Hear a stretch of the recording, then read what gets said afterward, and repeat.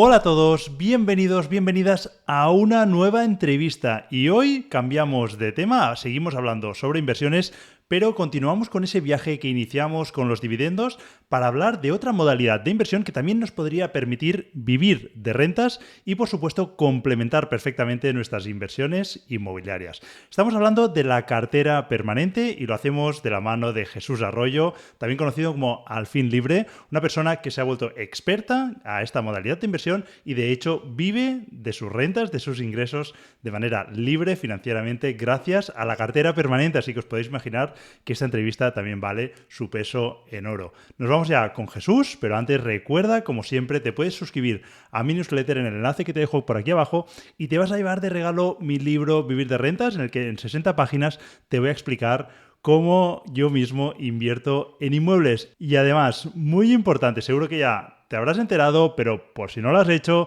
acabo de publicar en Amazon mi nuevo libro, El Método Crack, que es una evolución mucho más ampliada del libro que te puedes descargar gratuitamente por aquí abajo. Si no lo has comprado, te recomiendo que vayas directamente a Amazon y busques El Método Crack de Germán Jover, porque estoy seguro que te ayudará a continuar en tu evolución como inversor inmobiliario. Y ahora sí, nos vamos ya con Jesús Arroyo y esta delicia de podcast.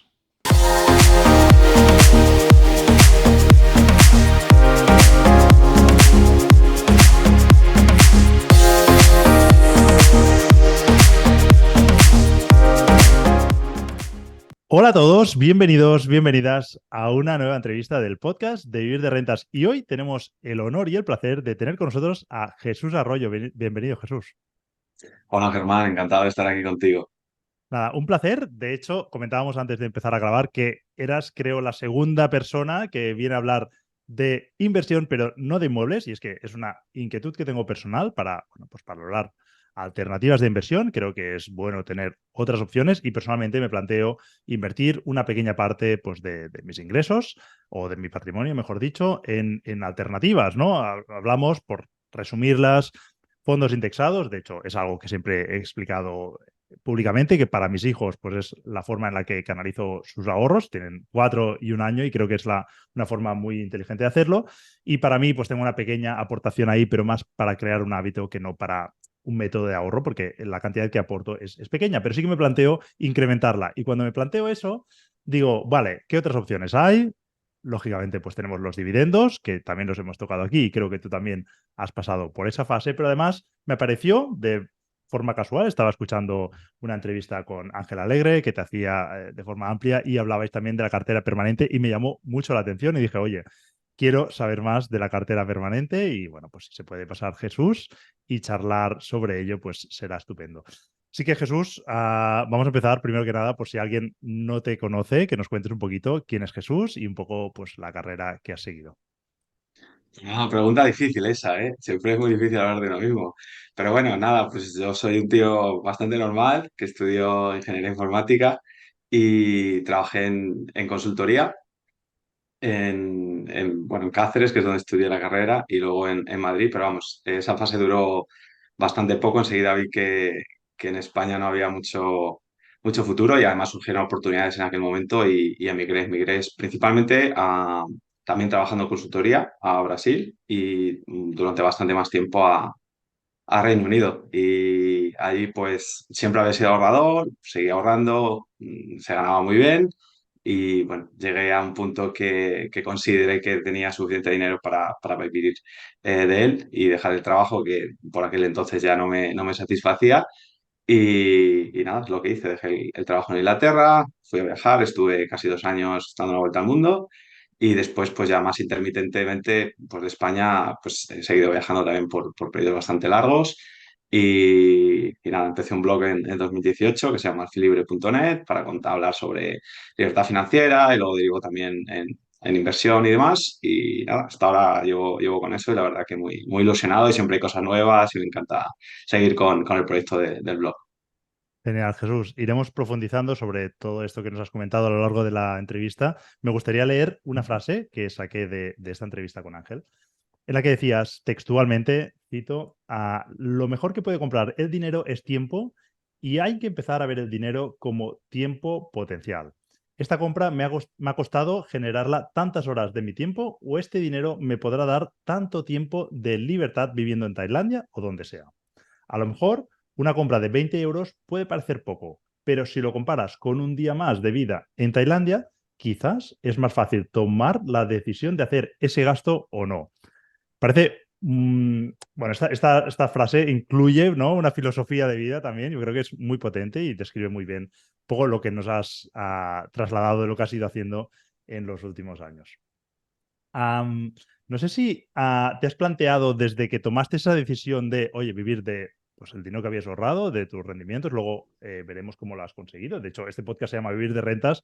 Verdad que nos hemos centrado en las inmobiliarias, pero hay otras modalidades. Especialmente me he centrado en las inmobiliarias porque creo que son las más rentables, eh, sobre todo si usamos la financiación, pero seguro que hay otras. Y bueno, me gustaría saber un poco que nos vayas comentando a lo largo de la entrevista. No sé si te has planteado, te quería hacer la pregunta de volver a trabajar desde que tomaste esa decisión o esos cálculos que hiciste pues siguen siendo válidos y te permiten, pues el dinero que tenías ahorrado, vivir de ello. Y en ese caso, ¿cómo lo estás gestionando? Y de hecho, ¿cómo consigues con un dinero ahorrado vivir? O sea, si coges el dinero cada mes o cómo te lo estás gestionando.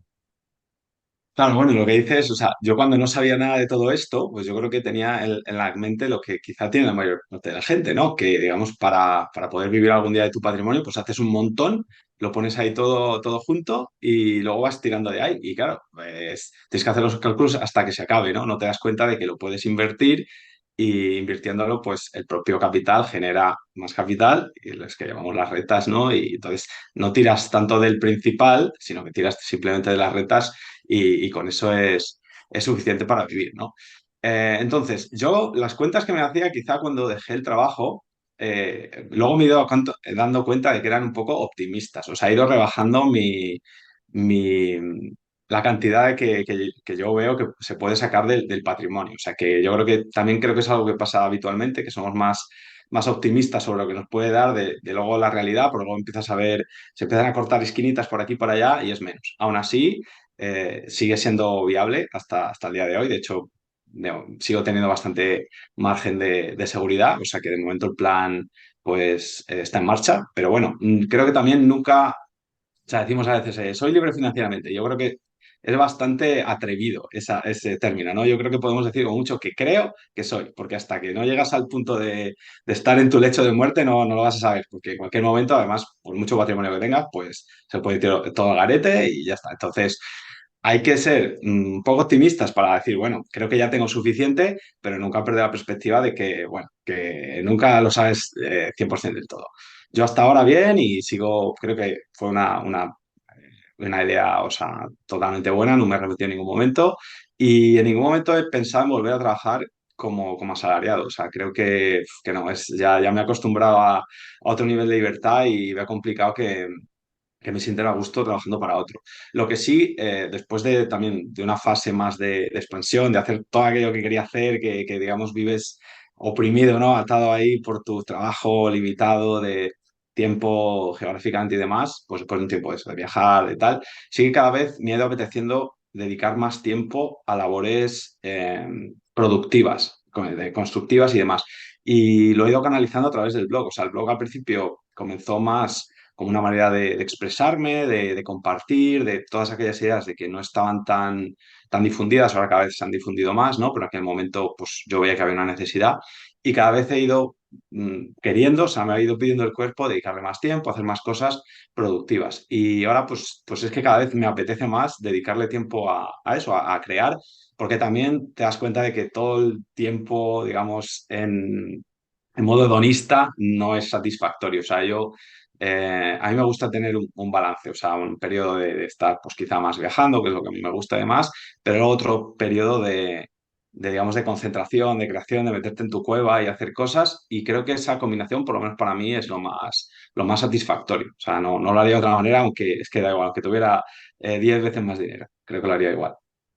Genial, muy interesante lo que comentas. De hecho, yo siempre digo que la gente que conozco que ha conseguido la libertad financiera, en mi caso la mayoría lo han conseguido a través de las inversiones inmobiliarias, gracias al cash flow que le están generando cada mes esos inmuebles, en su mayoría no se acaban jubilando. En algunos casos, pues sí, vamos a suponer, porque están cubriendo su nivel de vida, pues siguen muchos trabajando, ¿no? En su antiguo trabajo, lógicamente, pues con una mayor felicidad y con esa opcionalidad de que si en algún momento, pues les echan o si no les gusta o se discuten o cualquier cosa, pues pueden optar por una alternativa y eso pues te da mucha tranquilidad. Pero es verdad que mucha gente que a lo mejor consiguen, pues, mejorar esos ingresos todavía más, no dejan de trabajar, sino, bueno, por lo menos en mi caso lo he hecho así, sino que me he buscado todavía más trabajo, realmente estoy trabajando más. Es verdad que lo hago como y cuando quiero, ¿vale? Esto podríamos matizarlo porque a veces somos víctimas de nosotros mismos, ¿no? Y hay veces que nos metemos en líos que luego decimos, oye, ¿para qué me he metido aquí? Pero en general puedo decir que es así, ¿no? Pero sí que es verdad que sigues trabajando. Y no sé si es este tema que acabas de tocar de, oye, soy libre financieramente, pero lo demostraré el día que me vaya a otro mundo, ¿no? Hasta ese día he podido vivir de mis inversiones, ¿no? Entonces, claro, esa inseguridad de puede ocurrir cualquier cosa, ¿no? Oye, pues los ISIS, que ISIS, claro, yo soy un tío muy prudente bueno, pues yo cuando monté mi planteamiento empecé a hacerme preguntas de ¿y si pasa esto? ¿Y si pasa lo otro? Pero los ISIS llegaban a extremos muy radicales, ¿no? Y en algún extremo muy radical podrían expropiarme todos los inmuebles. Entonces, ¿qué hago, no? Entonces, ante esa inseguridad, digo, oye, vale, tengo esta seguridad de que ahora mismo puedo vivir de ello, pero voy a buscar fuentes alternativas. Ahora, por ejemplo, estoy reformando viviendas y vendiéndolas. Me está generando eso mucho más dinero del que me generan los ingresos de alquiler. De hecho, he multiplicado por varias veces mis ingresos, pero requieren de mi implicación activa, ¿no? Entonces, la realidad es que, a pesar de ser libre financieramente, sigo trabajando y más todavía. Y no sé si a ti te ocurre también o has sido capaz de equilibrar bien esa balanza y decir, oye, mira, sigo haciendo, pero pues has comentado, ¿no? Que viajas mucho y demás. No sé cómo llevas esta dualidad entre vivir de tus ingresos o proteger esa inseguridad por lo que pueda ocurrir a futuro. Sí, pues bueno, varias cosas. En mi experiencia también, también gracias al blog, pues he tenido la fortuna de conocer a mucha gente que es libre financieramente y también te digo que la gran mayoría es, como tú dices, o sea, siguen trabajando o directamente en trabajos asalariados o han hecho otras cosas. La gran mayoría, sí que hay algunos que no, pero son los menos. O sea, que yo veo que es la tendencia y también, pues creo que por algo será. A lo mejor también tiene algo que ver lo que dices de el miedo, siempre hay miedo, o sea, esa incertidumbre es que es infinita. Yo me di cuenta cuando pensaba para dejar mi trabajo, porque digamos que es lo de dar el salto, ¿no? No todo el mundo tiene que hacer ese proceso, pero cuando lo tienes que hacer es muy duro porque es un corte tajante brutal entre siempre un trabajo muy bueno, o por lo menos muy bueno, que te da muchos ingresos, y tienes que cortar de golpe. Y eso es una decisión muy difícil. Y ahí me di cuenta de eso, de que nunca jamás iba a conseguir eliminar todas las incertidumbres. Es imposible. O sea, siempre tienes un punto ahí que tienes que hacer un acto de fe y de abrazar la incertidumbre, que digo yo, y vivir con eso. O sea, entonces, a partir de aquel momento me di cuenta de eso. O sea, siempre vas a tener que vivir con la incertidumbre. Es imposible eliminarla. Y luego lo que decimos digamos, hacer algo, trabajo, ¿no? O algo remunerado, porque no, si lo haces voluntariamente y porque te gusta también, no sé si lo podemos ponerle la palabra peyorativa trabajo, ¿no? Lo podríamos llamar de otra manera, actividad gratificante remunerada o algo, algo así, no podemos inventar algo, ¿no? Entonces, eso, la verdad que da muchísima seguridad, porque que estás activo, estás trabajando tu mente, estás trabajando un montón de skills que te hacen falta para eso y además estás teniendo una fuente de ingresos, otro grifo que te da income, ¿no? Y bueno, pues eso yo creo que da mucha tranquilidad. Entonces, probablemente también es uno de los motivos por los que la gente sigue trabajando. Pero hay gente que ni necesitaría eso. O sea, Jeff Bezos y Elon Musk no necesitan eso. O sea, se podrían sentar tranquilamente, eso sí, que se puede sentar bajo la pila de dinero, Warren Buffett, Charlie Munger, y no les hace falta. Entonces, hay otros motivos, además de esa seguridad, que yo creo que son el bueno, de perseguir tu pasión, de ser creativo, de mantenerte activo, que eso es lo más interesante. Y yo creo que esa gente ha dado con la clave. Yo creo que la clave es estar haciendo algo, no jubilarte, es estar haciendo algo que te guste toda tu vida hasta que no puedas más. Yo creo que la clave es dar con eso. Y lo que te da la libertad financiera es esa opcionalidad de probar, de intentar, de que no tengas estar tan atado por tengo que ingresar tanto, ¿no? Entonces, yo creo que esa es la magia, es el regalo de la libertad financiera, es ese. Y luego, ¿cómo lo combino yo? Pues estoy probando, o sea, he ido probando cosas y este año creo que he dado ahí con una fórmula que me gusta bastante. He estado como 5 meses por Asia viajando, que también he estado haciendo cosas de blog, pero mucho más a ralentí, digamos. Y ahora, pues bueno, voy a estar una temporada más en la cueva. Entonces, para mí eso funciona. O sea, esa combinación de a veces periodos un poquito más largos digamos, de productividad y luego durante el ocio también no estar completamente viajando, porque durante la Vuelta al Mundo, por ejemplo, estuve 100% viajando a lo bestia, pero por lo que me apetecía. Ahora también, pues igual estoy 2 semanas, una semana haciendo por ahí la cabra y luego pues me quedo en un sitio una semanita ahí tranquilamente con mi portátil haciendo mis cosas. También va la persona. Yo soy una persona introvertida, que me gusta pasar tiempo conmigo mismo, que me recargo. Que es extrovertido a lo mejor tiene que buscar otra combinación un poco diferente. Pero bueno, para mí es ese equilibrio de hacer una cosa un tiempo, hacer la otra otro tiempo. Para tener ganas de las dos, ¿no? Cuando ya te cansas de viajar, estar por ahí, dices, "Fu, ahora qué bien estaría ahí tranquilo con mi rutina." Y cuando llevas mucho tiempo en la rutina, dices, "Jo, qué ganas ¿no? de ver cosas nuevas, de experimentar, de conocer gente nueva." Genial. Sí, sí, yo creo que la clave es la opcionalidad esa que comentábamos, ¿no? Que poder elegir, ¿no? Y oye, mira, cuando te das cuenta que necesitas rutina, ir a buscarla y cuando te has cansado de la rutina, poderlo cambiar. Eso es estupendo. Me gustaría preguntarte en cómo has sustentado esta libertad financiera, sobre todo en el proceso, ¿no? Porque creo que has ido pasando por distintas etapas. De hecho, hablábamos hace unos capítulos con Juan del loco del dividendo y para él la opción de invertir en dividendos, vamos, hizo una gran defensa de esa modalidad de inversión. Sobre todo lo comparaba por la inversión inmobiliaria, en este caso, ¿no? Por él destacaba la ocupación y otros riesgos que puedes tener en la inversión inmobiliaria. Y bueno, pues no sé si yo creo que tú pasaste también por la etapa del dividendo, no sé si fue la primera de todas, pero si nos pudieras contar un poco la evolución desde que dejaste de trabajar, ahorraste un dinero y dijiste, este dinero lo invierto aquí y con los rendimientos que me producen podría vivir. No sé si fue ese el proceso y cuál fue ese primer producto que elegiste. Sí, digamos que, bueno, yo el capital, como la gran mayoría, al final no lo he generado en la inversión, lo he generado yo en mi caso, en mi trabajo asalariado por terceros, otra gente con negocios, ¿no? Pero yo creo que suele ser la fuente principal digamos, del patrimonio. Entonces yo, pues generé el capital ahí, ya cuando, digamos, que me junté con una cantidad importante que, aunque estaba ocupadísimo con el trabajo, dije, oye, esto hay que hacer algo con ello. Y bueno, empecé a investigar y tal, lo del inmobiliario, pues bueno, lo pensé en aquel momento, lo que hablaba todo el mundo, pero bueno, yo nunca me gustó, siempre he estado muy itinerante y veía como que, bueno, poner, digamos, algo fijo en un lugar, pues no me llamaba, ¿no? Entonces empecé a investigar más, a leer y, bueno, no caí en cosas tipo trading y demás, ¿no? Creo que me escapé de la mayoría de las trampas más graves de inversión, ¿no? Y bueno, entre las opciones que vi en aquel momento, la que más me encajó era pues dividendos, buy and hold, empresas buenas para tener en el largo plazo, digamos, un poco eso. Y ahí, en eso es lo que empecé a invertir. Iba poco a poco, digamos, tenía más capital del que invertía, porque me daba miedo, o sea, nunca había invertido nunca, ningún dinero, digamos que el dinero con el que me había hecho era eran cifras muy grandes para lo que yo estaba acostumbrado, y iba ahí como muy poquito a poco, ¿no? Entonces iba comprando empresas y demás. Y bueno, aquello pues vi que me iba dando réditos, ¿no? Algunas empresas subían, las de los dividendos pues me iban pagando rentas y más, ¿no? Y bueno, ya no exploré otras vías. Ya conocí en aquel entonces la cartera permanente, estaban algo de indexados, pero digamos que en el rabbit hole que yo caí, como que aquello se veía mal, ¿no? Entonces como que digamos que decidí que me quedaba con eso y que el otro, pues bueno, yo lo exploraría, pero que no parece muy buena idea.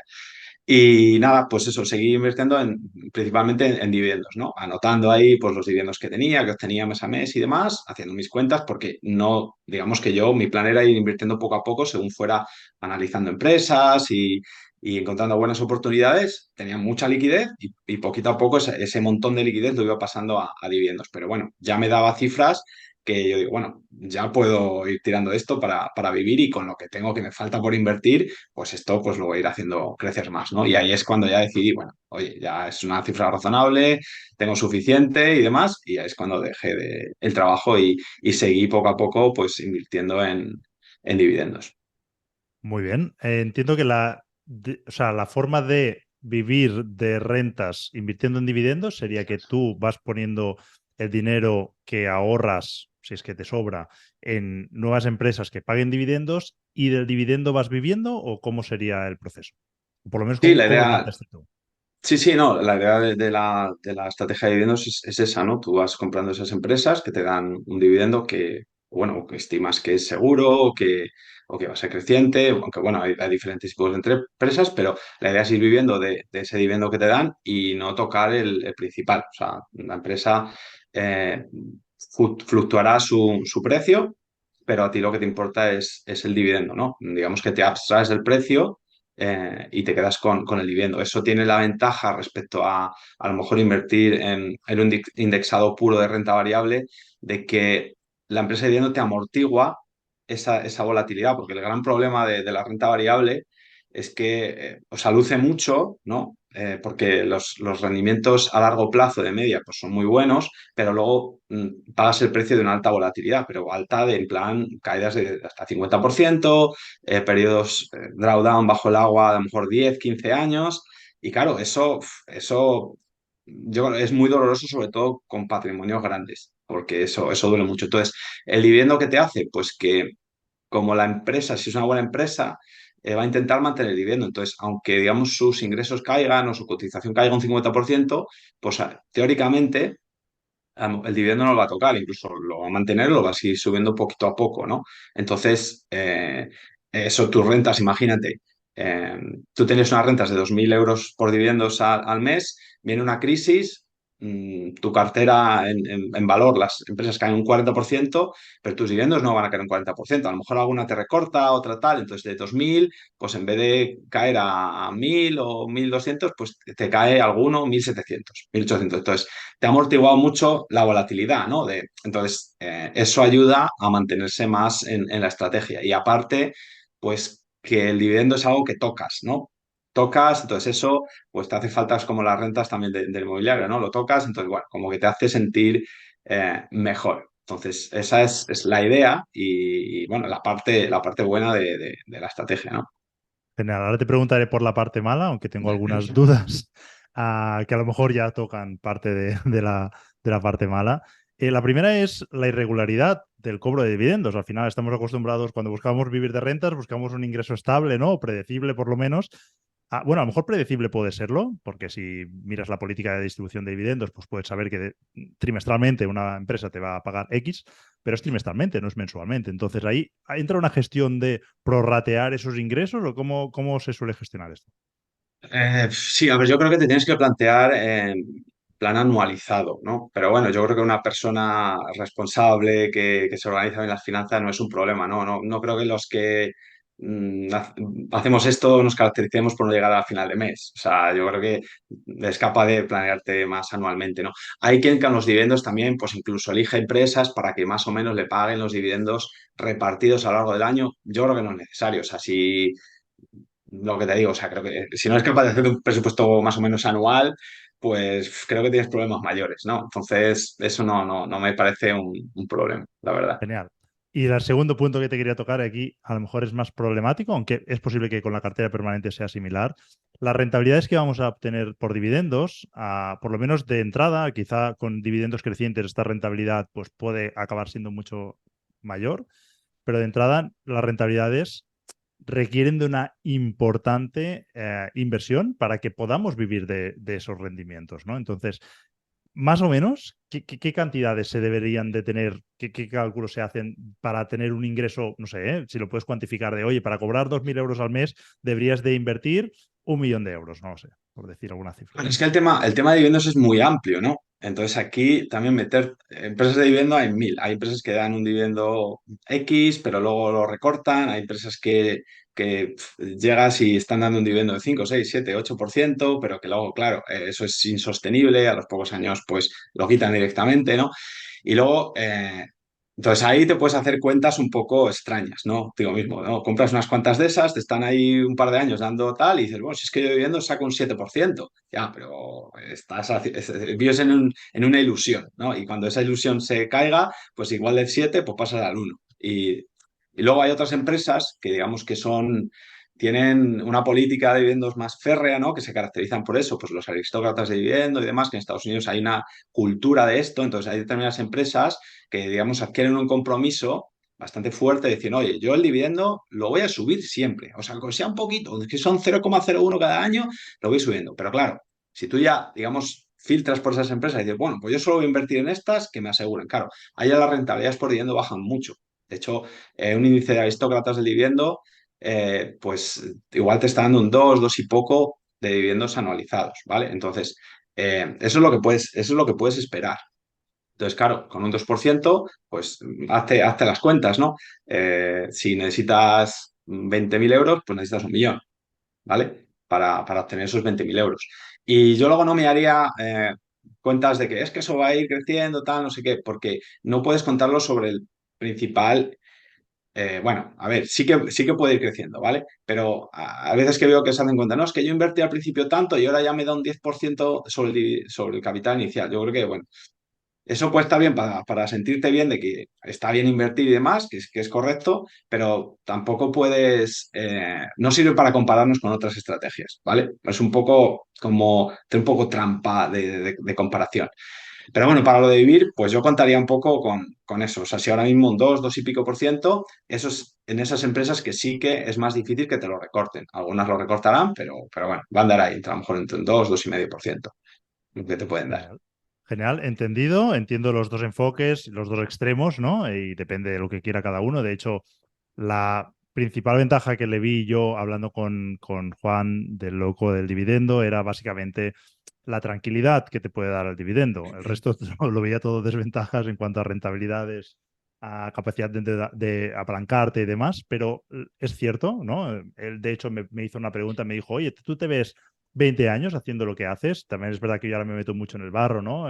Busco operaciones de viviendas que están muy mal, las reformo, resuelvo problemas, luego las vendo, o sea, requiere pues una actividad por mi parte. Y yo le dije, no, yo dentro de 20 años, bueno, le dije, creo que me dijo los 80, dentro de 20 años creo que sí que me veo, pero a los 80, pues probablemente no, ¿no? Y seguramente antes me haya cansado o, bueno, no sé, lo que habré hecho, pero básicamente no me veo y sí que me veo más cobrando dividendos. Pero es verdad que para haber llegado a ese patrimonio que puedo llegar a esa edad, lo que he hecho ahora es lo que me va a permitir tener ese gran patrimonio. Si lo hago al revés, el orden del factor aquí sí que altera el producto, porque si lo hago al revés, invierto al 2% inicialmente, cuando me vaya a jubilar, es verdad que mejor eso que nada, pero es verdad que no voy a haber podido crecer tanto como si lo hago como lo estoy haciendo, ¿no? Entonces, ahora sí que me gustaría preguntarte, ¿cuál es la pega o cuáles son las pegas que tú le viste al dividendo para dejarlo de banda y dedicarte, no sé si ya sí directamente a la cartera permanente o hubo otra etapa entre medio? Sí, no, no, fue un salto radical, ¿vale? Entonces, problemas que le veo al tema de dividendos es que también la inversión en dividendos hay muchas maneras de hacerla, ¿vale?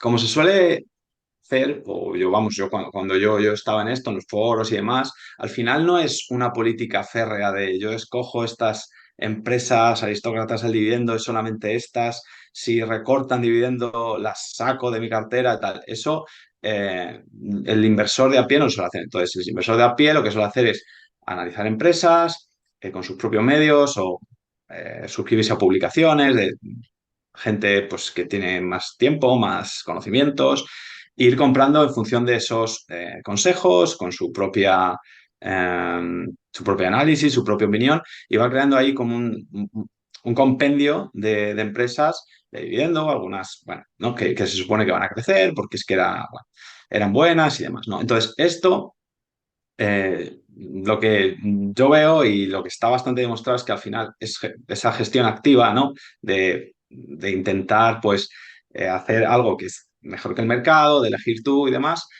pues no, a la larga no es positivo, no es beneficioso. A ver, es mejor que no invertir, ¿vale? Obviamente, y seguramente que te va a dar unos rendimientos, pero si luego eso lo comparas con haberte indexado, digamos, haber comprado un índice de empresas de dividendo y lo comparas, lo que dicen los estudios en general, en toda la indexación, gestores activos que son profesionales, es que el 90% de las veces, 90 y pico, te va a salir peor. Y eso con gestores profesionales, ¿no? El particular tiene algunas ventajas, pero yo creo que tiene más desventajas que ventajas. Tiene ventajas de que, bueno, no tiene para la comisión, demás, algunas pequeñas ventajas, pero yo creo que no van a compensar.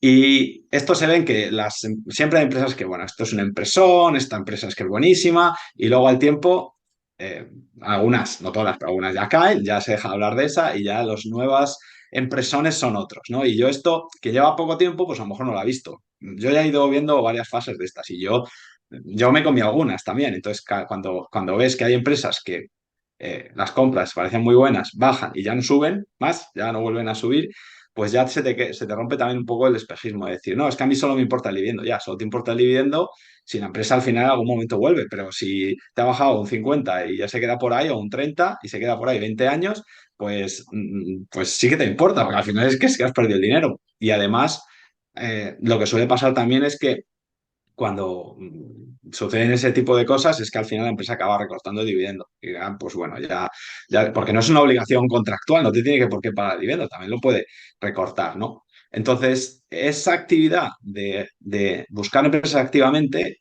aparte de que no es rentable, requiere un trabajo. O sea, y yo creo que cuando hemos hecho un trabajo como tú, o sea, yo el inmobiliario es que lo veo más, lo veo como un negocio, o sea, lo veo como algo que tú haces activamente, te dan más rentas, pero requiere un trabajo. Tú cuando has conseguido el dinero, ya lo que quieres es que el dinero trabaje por ti, que tú ya has trabajado, ¿no? Ya no quieres estar, pues ahí de nuevo teniendo que dedicarle tiempo para exprimir que ese dinero te dé más rentas, ¿no? Entonces, yo esa parte pues la veo pues para mi gusto muy negativa, ¿no? Tener que hacer algo y encima que no me vaya a retribuir, porque lo más normal es que no te retribuya. Y la prueba de esto es que, eh, en serio, no veo prácticamente a nadie o nadie que invierta en dividendos de manera particular, que publique, digamos, de una manera sistemática sus rendimientos, ¿sabes? O sea, que puedas compararlo con unas rentabilidades TWR, que son las comparables con los fondos y demás, para que se vea realmente cómo esa persona lo está haciendo con respecto a que no es un tema de ego, de presumir, es con respecto al índice de esos dividendos, ¿no? Si invierte en dividendos españolas, pues las dividenderas españolas en su conjunto, las americanas, lo que sea, eso no se publica. Entonces, si eso se publicara, pues podríamos comparar, porque tú hacer un trabajo para luego quedarte por debajo de un índice que daría lo mismo de manera pasiva sin tener que hacer nada, pues es una pérdida de tiempo, ¿no? Y de dinero. Entonces, yo creo que eso es un poco a lo que te lleva a hacer la inversión de dividendos de esa manera. Luego, otra manera que sería, bueno, pues venga, me indexo. Hay índices y fondos indexados de aristócratas de la dividendo americanas, que es donde hay más, y bueno, pues te compras el índice. Pero es que si eso lo comparas, de hecho lo he estado haciendo estos días, ¿no? Porque sabía que íbamos a hablar de esto, ¿no? Y lo he estado viendo y digo, bueno, a ver cómo queda. Y es que si tú ves el perfil de ese ETF de aristócratas, que son las empresas americanas que llevan, no sé si 25 años pagando dividendos, siempre subiéndolo y demás, tú eso lo comparas con el SP 500, un índice SP 500, y es que el perfil es calcado, es calcado. Quizá el de aristócratas es un poco más suavizado, pero al final sigue lo mismo. Y ha habido épocas que está un poco por encima, pero por ejemplo ahora ya se queda por debajo. Con lo cual, y esa es información objetiva. Entonces, eso es lo que puedes esperar de invertir en ese tipo de empresas y demás. Y al final lo que tienes es renta variable. Es renta variable, que es un único tipo de activo con unas características de rentabilidad y de volatilidad. El factor va a cambiar un poquitín, a lo mejor, imagínate, lo haces por ti mismo y quizá lo mejoras un poquito. Imaginemos que es muy, muy difícil, pero lo mejoras un poquito. Pero el perfil de lo que el viaje que va a hacer tu patrimonio es el mismo o muy parecido al de la renta variable en su conjunto. Vas a tener el dividendo que te puede hacer sentirte más tranquilo, pero el patrimonio en su conjunto va a tener esa volatilidad. Y yo creo que aunque pensemos, o bueno, eso ya lo tiene que ver cada uno, ¿no? Pero quizá no te preocupas por el patrimonio, y tienes el millón invertido y tú tienes tus 20, 25, 30 mil, según vaya subiendo de dividendos, igual no te preocupa lo que hay por debajo, pero igual si ves que tu millón se ha convertido en 600.000, a lo mejor sí te preocupa. A mí sí me preocuparía, ¿vale? Entonces, yo por eso, pues bueno, esto es una de las partes negativas. Otro problema que le veo al dividendo es que igual no siempre necesitas esa cantidad de dividendos, ¿vale? Igual no siempre necesitas recibirla. Hay muchas situaciones. Aquí también generalizar es muy difícil porque hay gente que empieza desde cero, invirtiendo pequeñas cantidades y está 20 años construyendo la cartera. Hay quien se hace con una suma medianamente grande por su trabajo, un poco era mi caso, ¿no? Que iba acumulando liquidez y no sabía cómo invertirla, pues entonces el montón se iba haciendo más grande. Hay gente que vende un piso, entonces cada persona lleva un viaje. y quizá durante la construcción de cartera tú no necesitas esos dividendos. Entonces los recibes, pagas impuestos y los vuelves a meter. Eso es extremadamente ineficiente. Aparte de que ya pagas más impuestos de lo que si tú vendieras trocitos de tu patrimonio pagarías, porque el dividendo, digamos que asume que esa parte fue a compra cero. Según lo recibes, pagas 19%. En cambio, si tú hubieras vendido una parte de tu patrimonio, pagarías sobre la ganancia. Entonces, digamos que pagas muy pronto y pagas bastante de impuestos para volverla a meter, si es el caso, ¿vale? Entonces, en esas situaciones es muy ineficiente hacerlo así. Y después, cuando vives de ello, te das cuenta que igual no siempre necesitas las rentas.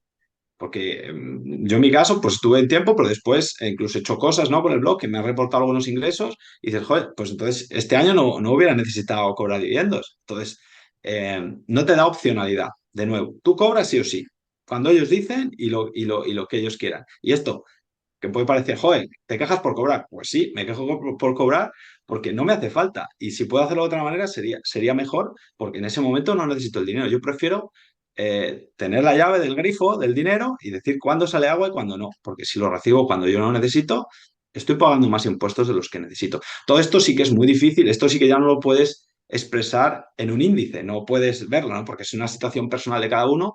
Pero mi conclusión es que opcionalidad siempre es mejor que tener, digamos, estar encorsetado en un flujo de caja, ¿no? Y que luego eso, en la vida pasan muchas situaciones.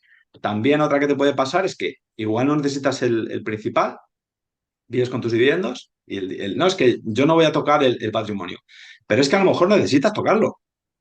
Es que a lo mejor llega un momento que pasa algo, que necesitas comprar un piso, que necesitas un desembolso grande de dinero o más rentas y te toca tocar algo del patrimonio. Entonces, digamos que si te toca justo en ese momento sacar del principal, no te vale solo con los dividendos, necesitas sacar del principal y justo te pilla en el momento que ha bajado la renta variable y tu cartera un 30, 40, 50%, pues el daño que le vas a hacer a la cartera va a ser, va a ser doloroso. O sea, vas a asumir esa pérdida de ese porcentaje, que igual tu idea inicial no era vender, pero igual te ves forzado a ello. Entonces, eso es un precio que pagas también. O sea, puedes decir, no, yo es que no lo voy a vender ya, pero ya estás comprometiéndote, pagando ese precio de que no quieres y tampoco vas a poder, porque quizás si te pillan en un mal momento vas a asumir una pérdida grande. Esto no es positivo, es muy negativo. Es mejor tener también el capital disponible, incluso aunque pienses que no lo vas a necesitar. Y bueno, estas son algunas de las cosas. No sé si tienes más dudas. Sí, sí, me iban surgiendo dudas. No sé si, y hablo desde el desconocimiento, he visto que hay algunos fondos de inversión con unas comisiones bastante moderadas, entre comillas, Mm. ¿no? Me refiero a cercanas al 1%, con lo cual ya no es gestión activa que te vas a un 2% más, que invierten en dividendos, no sé, estrategias de dividendo creciente quizá. No sé si serían una buena opción para resolver el problema de el cobro del dividendo y no tributar. No sé si estos fondos lo que hacen es seguir reinvirtiendo o cómo funcionan. No sé si solucionaría alguna parte de las que has comentado. Aunque se me Claro, ocurre que bueno, si, sí. si pagas un 1% y la rentabilidad es un 3, un 4, hostia, se están llevando ya buena parte de ese beneficio, no sé. Bueno, a ver, la rentabilidad por dividendo, ¿vale? Pero tus acciones también a largo plazo, igual que la renta variable, se van a revalorizar mucho, ¿vale? En el Ujú. largo plazo, o sea, la renta variable ha dado por encima de la inflación un 7%, Sí, sí. ¿vale? O sea, que me refiero, rentabilidad era solamente por dividendo, sin contar la Correcto. revalorización de las empresas, pero que a largo plazo la vas a tener también, ¿vale? Entonces va a ser bastante más. Eso. Sí, una pregunta, porque, a ver, yo lo que creo es que si una empresa está distribuyendo dividendo, está repartiendo parte del valor entre sus accionistas, con lo cual la revalorización de esa empresa tendería a ser menor que otra que sí que está quedándose todo el dividendo y lo está reinvirtiendo o está haciendo lo que sea con él, ¿no? Si, Entiendo que si ese tú le, 7% de media sería para una empresa que quizá no está repartiendo, o la media entre las que lo reparten y no, pero una que reparte dividendo debería quedarse por debajo. ¿Tiene sentido Sí, esto? sí, claro.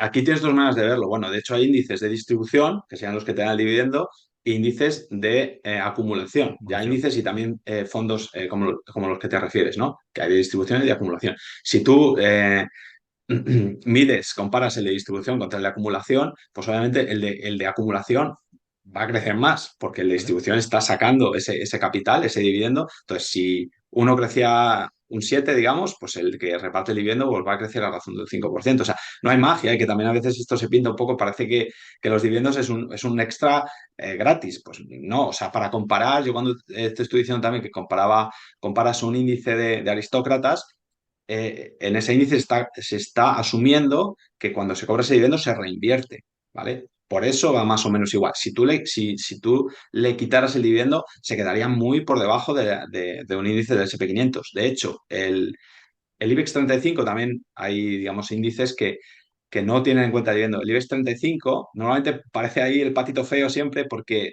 no es total return, no se cuentan los dividendos. Entonces, siempre se queda rezagado porque digamos que los dividendos están saliendo de ahí y no se tienen en cuenta. Cuando tú utilizas un IBEX 35 total return en el cual ya se incluyen esos dividendos, ves que ha crecido más de lo La que, foto de lo que cambia, sí, suele sí. parecer. Claro, entonces es obvio, ¿sabes? Si sacas el dividendo, renta menos. A ver, que me has preguntado el tema vale, sí, del fondo de acumulación. Claro, si tú tienes un fondo de acumulación, pues ya eliminas este problema de la opcionalidad de las rentas. Ya venderías cuando quieres y ya está. Pero ahí también quitas un beneficio, que es, digamos, la dopamina del dividendo. Yo digo, el dividendo te hace sentir bien. Entonces, si ya no lo cobras, pues ya quitas esa dopamina, ¿no? Entonces, el proceso mental mío, por ejemplo, era, digo, bueno, es que este sentirme bien me está saliendo caro. Entonces, prefiero cambiar mi chip, ¿vale? Cambio el chip y así no me sale caro, ¿no? Voy a buscar la manera de sentirme yo bien sin necesidad de estar pagando dinero por ello, porque no, ¿sabes? No tiene mucho sentido. Y entonces, si ya te vas a estos fondos que dices, o incluso ETFs, o sea, si van a hacer una gestión sistemática, te vale eso, un ETF de aristócratas ya te lo va a hacer y van a ser, digamos, súper radicales. Si tienen unas políticas, el momento que la empresa deje de formar parte de este club de aristócratas, lo van a sacar del índice. Entonces ya está, no hay ahí un factor humano que diga, no, pero esta es diferente, tal. Pero si es de acumulación y te vas a los gráficos y lo comparas con el SP 500 o la renta variable, pues tienes un comportamiento muy similar al de la renta variable, muy similar. Entonces ya tienes los problemas que tiene invertir únicamente en renta variable, que es la tremenda volatilidad. Tienes las ventajas, que es que a muy largo plazo vas a tener unas rentabilidades muy buenas, pero la volatilidad es, bueno, muy importante a la hora del camino inversor y luego también a la hora de vivir de la cartera, que esto, pues bueno, si quieres lo podemos ver también junto con la cartera permanente. Vale, genial. Sí, sí. De hecho, te iba justo a preguntar ahora por eso. Vale, ya hemos visto las ventajas y también inconvenientes de dividendos, que creo que han quedado bastante claros. Y tú te planteas como solución, seguro que tendrá sus pegas también, que luego nos comentarás, pero como una principal solución, invertir en la cartera permanente. Lo primero de todo, ¿qué es la cartera permanente? Vale, pues sí, bueno, yo lo que decía, bueno, la conocía desde que empecé, o sea, de hecho me leí uno de los primeros libros de Harry Brown, que fue su creador en los 80, y bueno, pues tenía la idea, dije, bueno, esto está bien, tiene buena pinta, pero quise ser más listo que Harry Brown, porque, bueno, esta cartera tiene varios tipos de activos, y dije, bueno, voy a comprar cada tipo de activo en el momento que esté barato cada uno de ellos, entonces hago esto, pero encima mejor, porque voy a entrar con cada cosa su momento. Y bueno, y fue el tiempo pasando y bueno, seguí con los dividendos hasta ya cambiar. Entonces, ¿qué es la cartera permanente? Pues es- para mí es más que una cartera, es una filosofía de inversión, es una estrategia de gestión patrimonial, porque su creador, Harry Brown, que ya murió en el año 2006, pues era un asesor financiero, entonces asesoraba a gente pues como tú, como yo, pero probablemente más ricos, ¿no? También. Pues digamos que toda su vida, pues, y un montón de libros que tiene, pues gira alrededor de cómo una persona pues, puede gestionar su patrimonio, para vivir bien, para cumplir con sus objetivos vitales, para ganar más dinero, ¿no? Entonces, la cartera permanente crea una primera versión en el 81, si no recuerdo mal, y luego la perfecciona y crea otro en el 87, que ya la mantuvo hasta el 2006, que él muere. O sea, yo creo que mantener una misma filosofía de inversión sin tocarla durante prácticamente 20 años, pues hay que estar muy convencido, ¿no?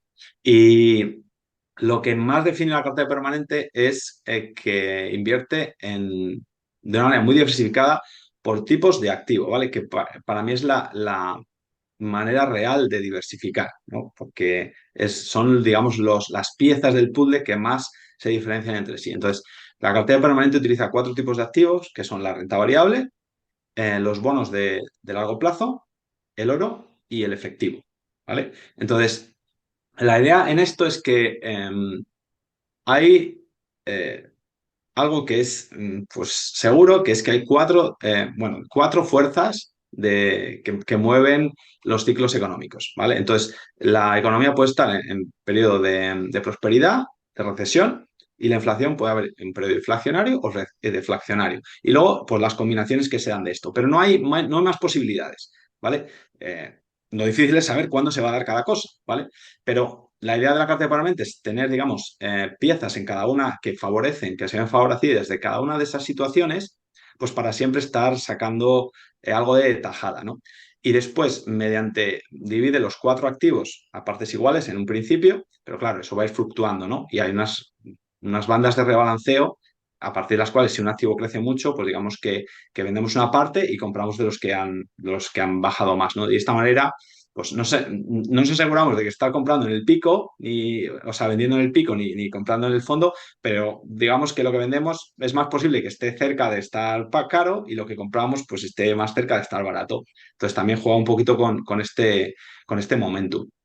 Y al tener activos en en los cuatro cuadrantes, yo lo veo un poco como el juego del tragabolas, ¿vale? Es una analogía que me gusta bastante porque al final la riqueza, o sea, creo que también va de ir subiendo capas de abstracción, ¿no? Y si ya subes a la mayor capa de abstracción, te das cuenta de que en el mundo, o sea, al final se crea riqueza porque somos 8.000 millones de humanos creando, o sea, y vamos haciendo toda la vida, toda la historia, o sea, el ser humano crea valor, cada vez somos más ricos en conjunto, ¿no?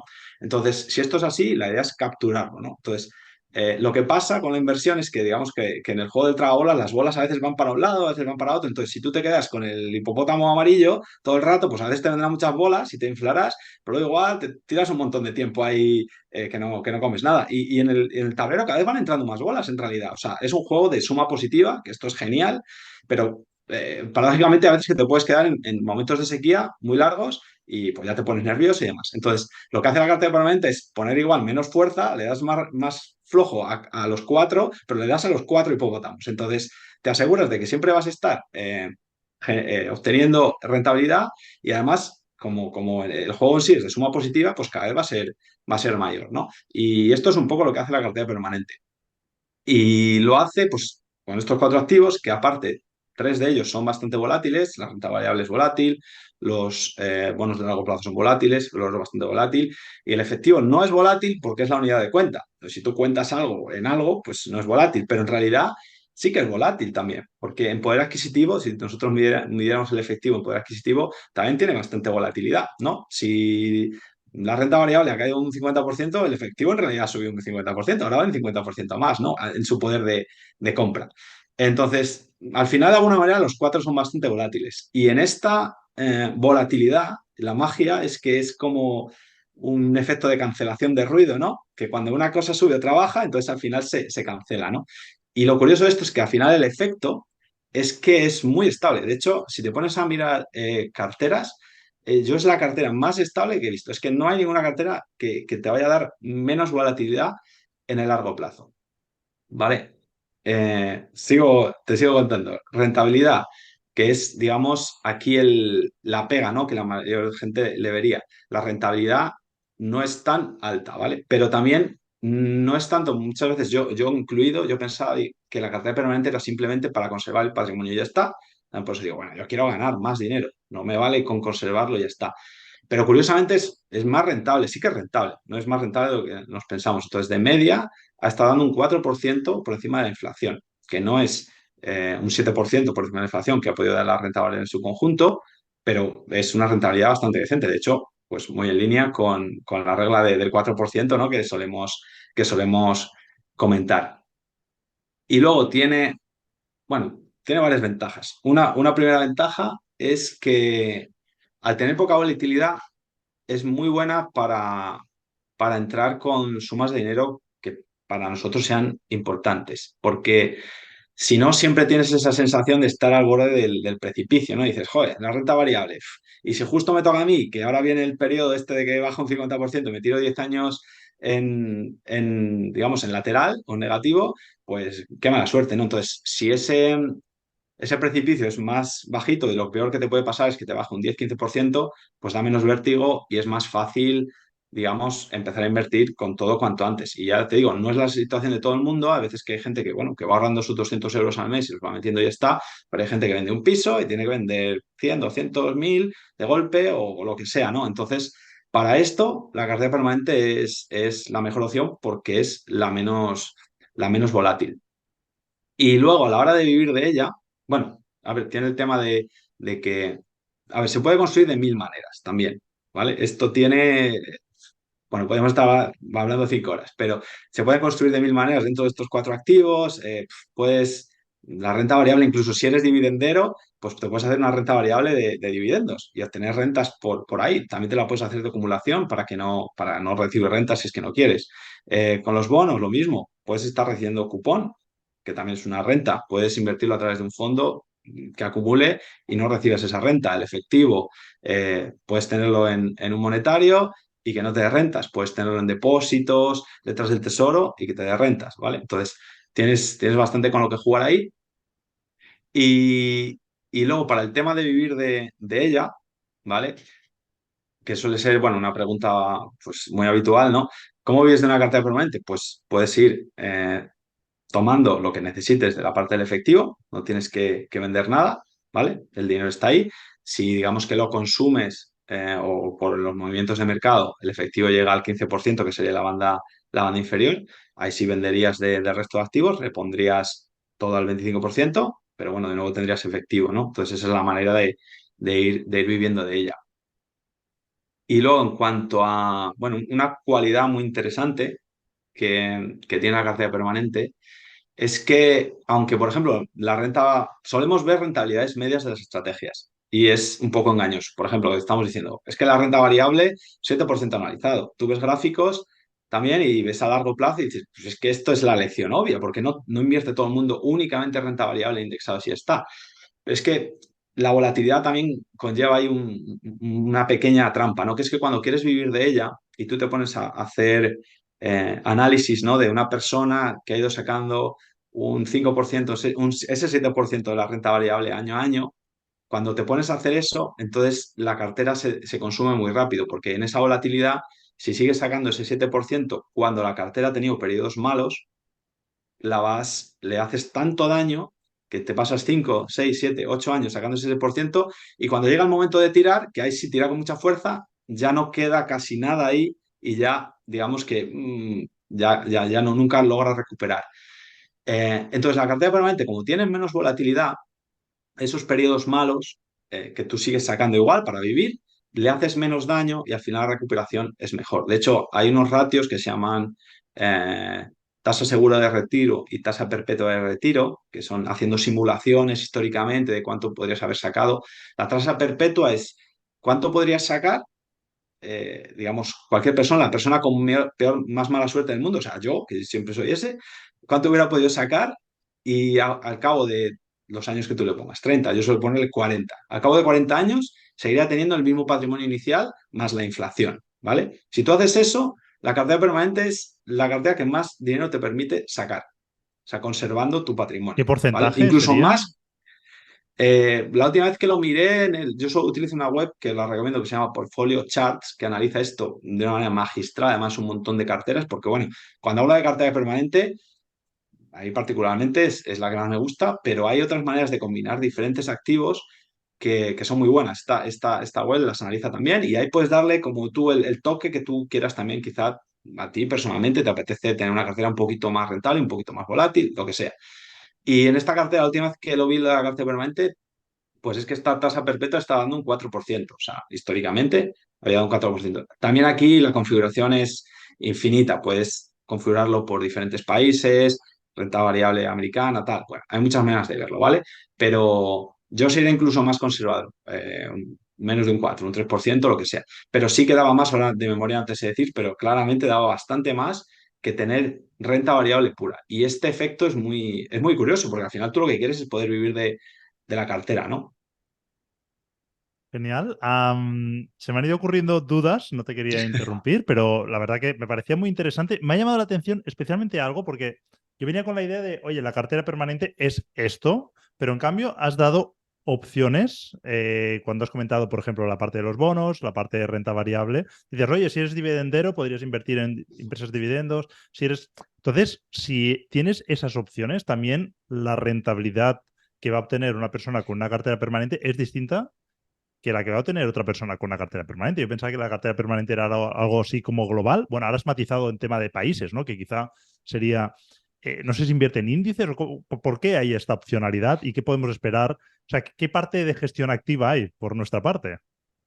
Bueno, a ver, digamos que la receta, o sea, tú puedes ser canónico, que digo yo, ¿no? Entonces, la receta canónica, pues sería invertir en tu país, porque bueno, digamos que hay un consenso, ¿no? Entre que es mejor no cobrar el dividendo que cobrarlo, es mejor ser pasivo que ser activo, o sea, hay un consenso general, pero bueno, si por lo que sea eres una persona que no piensa de esa manera, te puedes salir del canon y hacerlo a tu manera, ¿vale? Entonces, pero ya va a cambiar. Yo las rentabilidades de las que hablo es siempre pues estando indexado y demás, ¿vale? Lo único que al final cada uno acabamos dándole nuestro toque, ¿vale? Nadie, hay mucha gente que no se queda en lo canónico, hay quien sí, ¿no? Entonces, es esa opcionalidad. Pero bueno, cuando hablamos, yo hablo de cifras generales y lo que puedes esperar, estas volatilidades y demás, es siendo canónico. Cuando tú tocas cosas, empiezas a cambiar cosas. Entonces, cuando más toques, más cosas cambias. Entonces ya a lo mejor acaba pareciéndose poco a una cartera permanente, ¿vale? Pero bueno, con esto pues, puede haber mucho debate, es muy amplio, ¿no? Porque al final es tan amplio como que tocas todo el universo de inversión. Ya no solamente cuando la gente hablamos de inversión, o la mayoría suelen pensar en la renta variable. Pero es que aquí estamos abriendo universos paralelos, aquí como los de Marvel, ¿no? Del universo de los bonos, que es algo que si ya de la renta variable la gente sabe poco, de bonos ya es que no saben nada. De oro, lo mismo también, es un universo en sí. ¿Por qué oro? El oro físico, en ETFs, hay varias maneras de hacerlo. El efectivo, tal. Entonces, dentro de todas esas cosas, hay muchas opciones y todas ellas van, pues te implican un conocimiento de que cada cosa que tocas tiene unas consecuencias, ¿no? Entonces, si te que vas a salir, mi recomendación es, bueno, vete a lo canónico, ¿vale? Vete a lo canónico y luego, si tú, cuando ya sepas lo que estás haciendo, quieres tocar algo o si por intuición quieres tocar algo, pues estudia, entiende cómo puede afectar a la cartera eso que vas a tocar, ¿vale? La canónica, de nuevo, vuelvo, perdón. Sería hacértela en tu moneda, ¿vale? Esto es importante porque si tú haces, siendo europeo, haces una cartera permanente americana, en vez de cuatro activos, tienes cinco. El quinto sería la divisa. Y la divisa no es precisamente un activo poco volátil. Entonces, todo esto que he dicho no vale. Ya lo quitas, porque ya la cartera te va a tener una volatilidad del 10%, pero si la divisa te añade otro 20%, pues ya tienes una volatilidad del 30%. Entonces, no tienes que hacer en tu divisa. Si metes otra, pues bueno, asume las consecuencias. Eh, Eso, renta variable, lo suyo es en todas las empresas de esa región geográfica, lo más amplio posible, metiendo también pues, empresas de alta capitalización, de mediana, de pequeña, a índices más amplios. Bueno, no siempre es tan fácil encontrarlos, buscando que tengan bajos costes, los bonos que sean de la máxima seguridad, máxima calidad crediticia, AAA. O sea, Harry Brown siempre iba a intentar, o sea, sobre todo que la cartera, bueno, simple, segura, estable y rentable, ¿vale? Y la parte de seguridad es muy importante. O sea, Harry Brown era un libertario total. De hecho, se llegó a presentar a las elecciones por el partido libertario. Entonces, confiaba en el Estado -1. O sea, entonces intentaba hacer la cartera lo más segura posible. Entonces, los bonos, la recomendación es que sean AAA, los más seguros posible. El oro, la recomendación de Harry Brown sería todo físico, porque realmente es el único activo que puedes poseer tú sin intermediarios. Eso es lo que te da la máxima seguridad. Ahora, pues sale la pregunta, ¿el Bitcoin? Tal. Bueno, pues eso también tiene sus teorías, ¿no? Pero bueno, el oro, y de momento es lo que sigue funcionando y yo estoy muy tranquilo con el oro.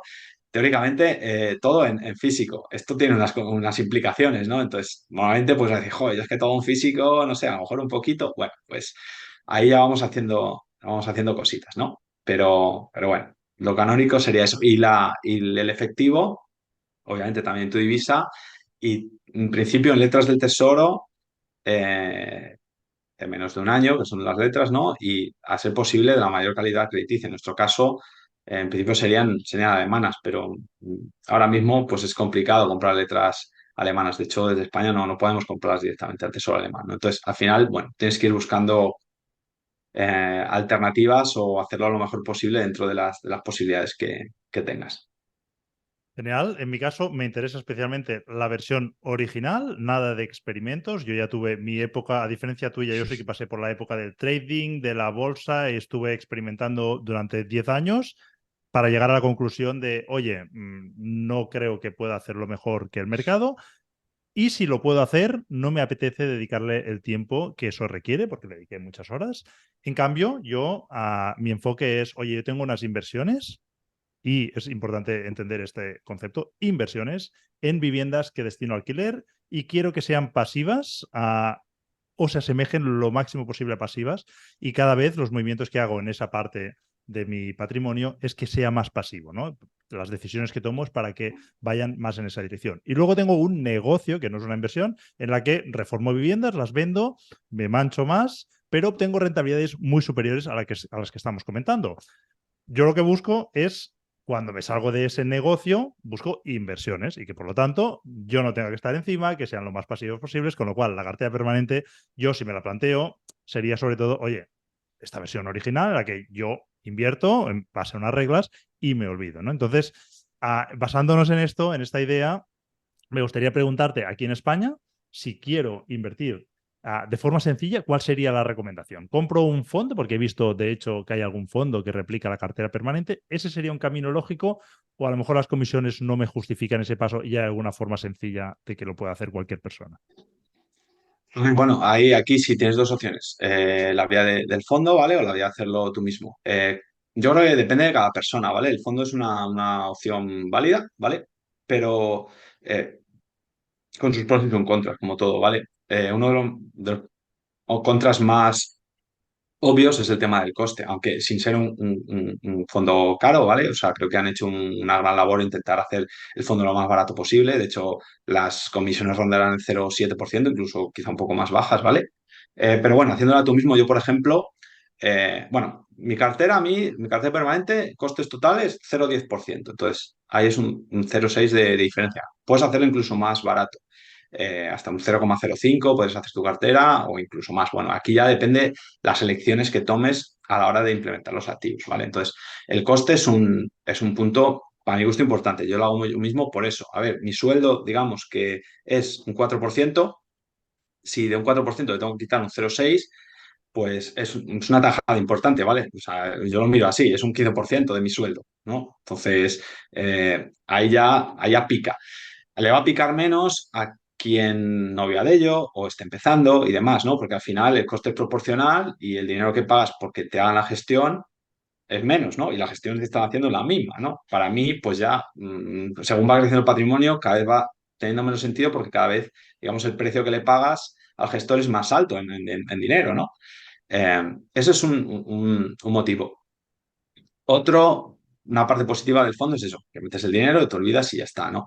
Eh, las partes también que hay que considerar es que, bueno, ya ves que la manera de implementar la cartera permanente hay mil formas, o sea, hay mil maneras. Entonces, el fondo tiene su propia manera de implementar, que además es bastante peculiar. No digo que sea mala ni mucho menos, ¿vale? De hecho, me parece una manera muy inteligente, pero es una manera muy específica, ¿vale? Entonces, tú tienes que querer esa manera específica de implementar la cartera permanente. Si no es la que a ti más te encaja, pues ya igual no es tu opción. También, siempre como cuando delegas algo o este tipo de gestiones, pues estás en manos de otras personas. Entonces tienes que confiar en esos gestores y no solo ahora, sino que en el futuro van a seguir haciendo y entregándote el tipo de cartera que tú quieres, ¿no? Y esto puede cambiar. De hecho, bueno, los fondos antes eran dos, ahora se han fusionado, ha tenido durante los últimos años, ha ido habiendo cambios que probablemente hayan sido a mejor, pero ha ido habiendo cambios. Seguramente ha habido gente que al principio estaba contento con una estrategia y ahora la ha cambiado y ya no están contento, o gente que ha seguido el camino contrario. Pero bueno, estás supeditado a cambios que en el futuro quizá no los haya, pero puede haber, ¿no? También, pues incluso los gestores tienen por encima, trabajan para una entidad, ¿no? Quizás los intereses de la entidad cambian o sus directivas, lo que sea, ¿no? Bueno, estás más sujeto a cambios, no tienes todo control, para mí eso es negativo. Yo prefiero tener el control, ¿no? Al delegar es lo que supeditas. Y, y bueno, luego otros también, digamos que al ponerlo en el fondo, lo pones todo junto, es un único paquete. Al tenerlo tú, tienes más flexibilidad. Por ejemplo, este tema que yo decía de vivir la cartera permanente tirando del efectivo, lo puedes hacer si lo has hecho tú. Si estás en el fondo, no. Tú vas a dar una orden de venta, quiero vender un 4%, pero claro, van a vender de todo. Vas a vender los cuatro activos, no vas a tirar solo del efectivo, ¿vale? Entonces, esa flexibilidad no la tienes. También, por ejemplo, en cosas como el oro físico, si tú quieres tener todo o parte, pues no lo vas a poder tener, lo vas a tener que tener por fuera, pero ya habrás estar sobreponderando esa parte del oro y no vas a poder incluso si quisieras tener una parte, ¿no? Entonces esto no te lo da. Si eres una persona que no querías tener nada físico, pues bueno, te va a dar igual, el oro, el fondo lo va a tener en ETFs de oro y ya está. Pero bueno, son cosas a tener en cuenta. También la flexibilidad en cuanto a tema bueno, con el tema fiscal tiene parte positiva el fondo, por un lado, porque obviamente dentro del fondo, pues incluso si tú lo quieres traspasar a otro fondo y las rebalanceos que ellos hagan no van a pasar por Hacienda, ¿vale? Eso es positivo de que esté dentro del fondo. Si lo haces tú, puedes llegar a implementar tres de las cuatro patas a través de fondos de inversión, quitando el oro pues no hay opción de fondo de inversión, pero efectivo, bonos y renta variable, podrías implementarlo cada parte con un fondo de inversión y hacer traspasos sin pagar Hacienda, ¿vale? También, pero bueno, la parte del oro no. Eso pues es negativo porque en algún momento, cuando hagas esos rebalanceos, puedes tener que pagar impuestos, ¿vale? Una parte de impuestos. Pero también puedes jugar fiscalmente con tu aflorar pérdidas o ganancias cuando te interese en un ejercicio, porque vendes un producto y compras uno parecido y está. Entonces ahí te da mucho juego también. Y bueno, yo creo que personalmente no veo un problema, o sea, porque ese juego fiscal te va a dar un poco de ventaja que quizás la que pierdes cuando tengas que vender un poco y pagar porque tienes que rebalancear o hacia el oro, ¿vale? Yo creo que por ahí queda bastante neutralizado el tema. Y ¿qué más? Bueno, una manera sencilla de implementarla, por lo más sencillo, sería un fondo de indexado a renta variable europea, lo más amplio posible, ¿vale? Y barato, o sea, desde 0,12 de gastos. Ese, un producto, fondo indexado, renta variable europea, denominado en euros. Segundo producto, un fondo de renta fija larga de mucho vencimiento, ¿vale? A largo plazo, de muy largo plazo. Fondo de bonos de muy largo plazo, de alta calidad crediticia, europeo, que lo hay, ¿vale? Existe. No tiene algunos, no es todo triple A y parte doble A, pero bueno, digamos, para hacerlo sencillo, es un pequeño precio que pagas ahí, pero eso, un fondo de bonos. El efectivo, pues yo creo que lo más cómodo para la mayor parte de la gente, en vez de tener un fondo monetario que te permitiría el traspaso, es seguir teniéndolo en fondo, o sea, en depósitos, cuentas remuneradas, letras del tesoro, ¿no? Puedes mantener el efectivo de esa forma. Y después el oro, en lo más sencillo, también es un ETC, un ETF de oro. Entonces, ya está. O sea, aparte de tu efectivo, que ya tienes normal, tres productos más. Y nada, Perdón, llevar el un control. ETC sería equivalente a un ETF pero en oro o qué sería un ETC? Sí, exacto. Es que, bueno, es un tema de nomenclatura, ¿vale? Los Ujú. ETFs de oros en realidad se llaman ETFs, pues ¿Vale? Exchange Trade Commodities, no son funds, son commodities, pero bueno, ya está, es eso, un ETF de oro. Perfecto. Y, y nada, y luego eso, mantener el control a qué precio has comprado, ¿no? 25% a cada cosa, o sea, no andarte haciendo eh, historias de, no, es que ahora esto está caro, no. O sea, tienes que hacer, digamos, el acto de fe, ¿no? O ser fiel a la estrategia, de decir, 25% a cada cosa, no market timing, compro todo, porque es seguro que alguna cosa va a ir mal, seguro. Seguro, es decir, pero es que no lo sabes cuál es. Entonces, tú tienes que ver la cartera en su conjunto, compras todo y luego vas a ver la evolución en su conjunto y ya está. Y nada, cuando toque rebalancear, banda superior 35%, alguno de los activos pese 35% más o algunos de los activos pese 15% menos, rebalanceas. Vendes de lo que está más caro, compras de lo que está más barato. Esto ha pasado históricamente una vez cada 4 años. O sea que perfectamente puedes mirarla cada 1, 2, 3, 4, 5 meses y normalmente a lo mejor compras y a los 6 meses pasa algo bastante gordo en los mercados y te toca rebalancear, pero de media, cada 4 años es cuando tendrías que ir al broker realmente y comprar o vender. Y ya está. Justo te iba a preguntar ahora por este último punto, y es el tiempo que le tienes que dedicar. Entiendo que relativamente poco, ¿no? Pues en cualquier caso, el efectivo, por si te lo has gastado, pero entiendo que si tienes una cartera bastante grande, porque ya estás viviendo de ello, no debería ser eso un problema tampoco. Claro, no, bueno, sacar el efectivo ahí ya pues también puedes hacerlo como tú veas, ¿no? A lo mejor hay quien decide pues apartar una parte al principio de año con, digamos, su presupuesto o ir cada mes, ¿no? Pero bueno, eso igual bueno, controlar un poco si lo tienes en depósitos, pues ir teniendo liquidez, ¿no? O si lo tienes en letras, ir vendiendo eso, pero vamos, lo que es requerimiento de cartera, de hecho, cuanto menos la mires mejor.